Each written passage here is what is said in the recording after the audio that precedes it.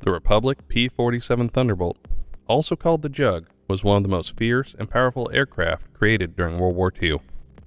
Designed to have both strength and immaculate firepower, it was used in air-to-air combat as well as in ground support missions. The Thunderbolt's single most feared label was the train destroyer, being famous for blasting German trains and railways, which were the backbone of supply for German forces. With 8 50 caliber M2 Browning machine guns, bombs, and rockets, the P-47 had tremendous firepower and completed its missions without any sign of a hiccup. While German troops dreaded the sight of its silhouette in the sky, Thunderbolt pilots, on the other hand, had complete trust in the plane's potential to give them victory in battle. In this documentary, you'll see how the P-47 Jug had cut through the enemy supply lines by strategically starving German forces and securing victory for the Allies. The sound of screeching metal, roaring engines, and exploding bombs was a nightmare for German train crews when the P-47 Thunderbolt attacked. Fast, powerful, and built for destruction, the P-47 was perfect for taking down enemy supply lines. Its pilots were trained to track and destroy trains, making it nearly impossible for Germany to move troops, weapons, and fuel to the front lines. With every train demolished, there was a loss for the Germans and a win for the Allies. German railway workers had to learn to shelter themselves whenever there was a sign of a Thunderbolt. In many cases, trains were even camouflaged and painted to resemble civilian transport. But the pilots of the P-47 decided otherwise, and made sure to attack the defenseless trains, baffling young soldiers about how effortlessly they destroyed all of them. The longer the war dragged on, the more the P-47 demonstrated that victory depended on more than just air or ground soldiers. It also relied on being able to intercept and obliterate all trains that fueled the German war arsenal. The German army, on a chilly evening in December 1944, launched a major attack meant to break through the American defensive lines in the Ardennes, where a German tank commander tried reaching Bonia, and the Republic P-47 Thunderbolt pilots were summoned to intercept him. A day earlier, Ed Cottrell, a P-47 pilot from the 48th Fighter Group, luckily survived when his plane was struck by a Messerschmitt 20mm cannon. With aid from 2 pilots, he landed safely in Belgium. Still, no rest was possible. The battle was still going, and Ed had to show that he was in shape to fly. His squadron leader next day, Major Stanley Layola, performed a regular flight check to see if he was combat ready again. Meanwhile, a massive winter storm had set in, covering Belgium in deep snow and thick clouds. Flights were grounded, but for the German army, this was an opportunity.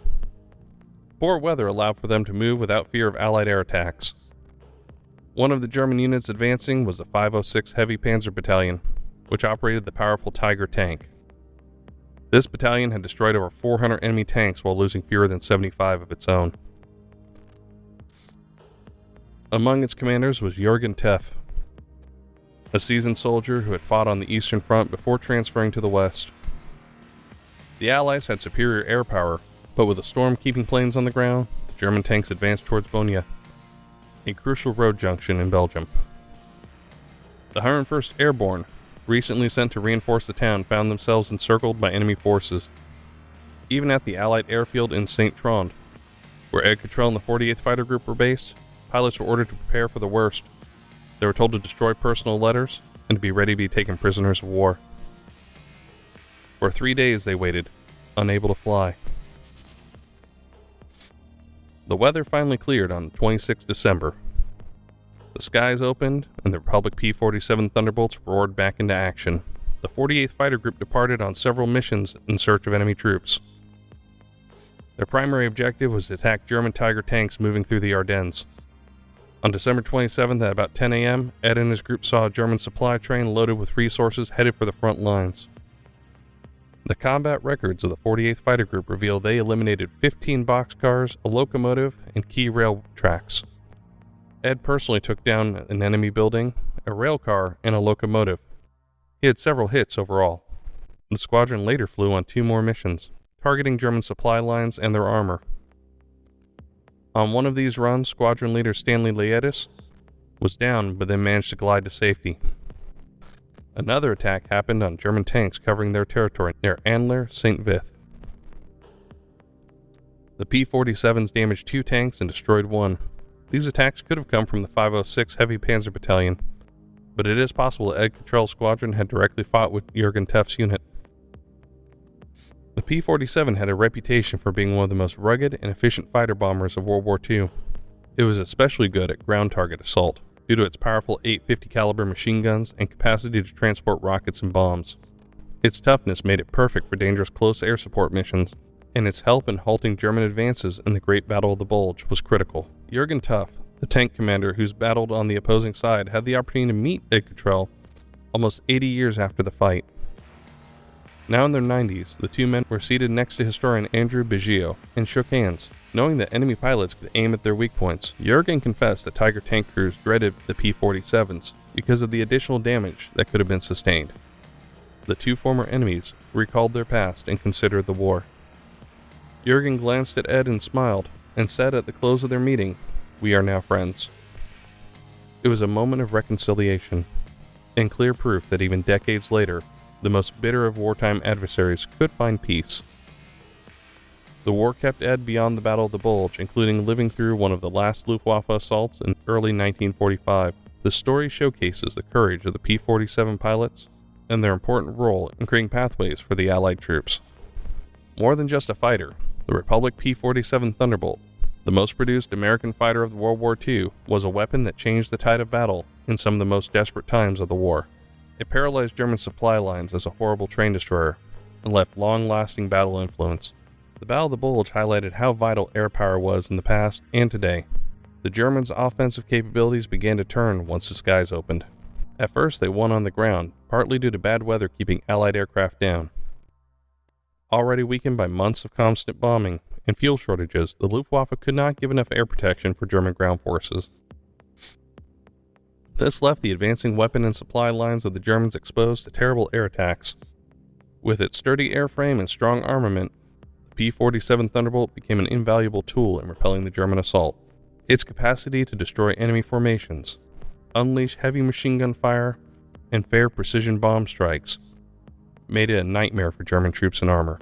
Including Ed Cottrell's 48th Fighter Group, tactical air support from the 9th Air Force significantly contributed to cutting off of German supply lines, isolating their troops and forcing a retreat. Beyond its offensive capability, Allied Air Force was invaluable for reconnaissance. Pilots flying at higher altitudes sighted enemy activity and informed ground officers. This knowledge let the Allies respond quickly, stopping the Germans from strengthening their regroup. A response that changed the battle's course would have been much more difficult, if not impossible, without air domination. The Republic P-47 Thunderbolt's influence goes well beyond World War II. Its status as a ground attack aircraft had impact on the design of subsequent fighter bombers, and shaped the development of close air support planes, including the A-10 Thunderbolt. Having strong weaponry to support ground troopers, the A-10 was created for survivability using completely heavy armor. Many World War II aircraft pilots praised the P-47 for its capacity to endure damage and fly home safely. Airmen regarded its ruggedness as a treasure, since they knew they could count on its resilience in the heat of combat. The experience gained by pilots from Thunderbolt missions improved aerial battle tactics by stressing the need for strafing attacks, organized ground and air activity, and accurate bombing. The knowledge gained from P-47 deployments also changed air doctrine. The conflict proved that ground battles could be heavily influenced by air control. Reinforcing the need for coordinated air and ground operations, this philosophy shaped military tactics in Korea, Vietnam, and subsequent conflicts.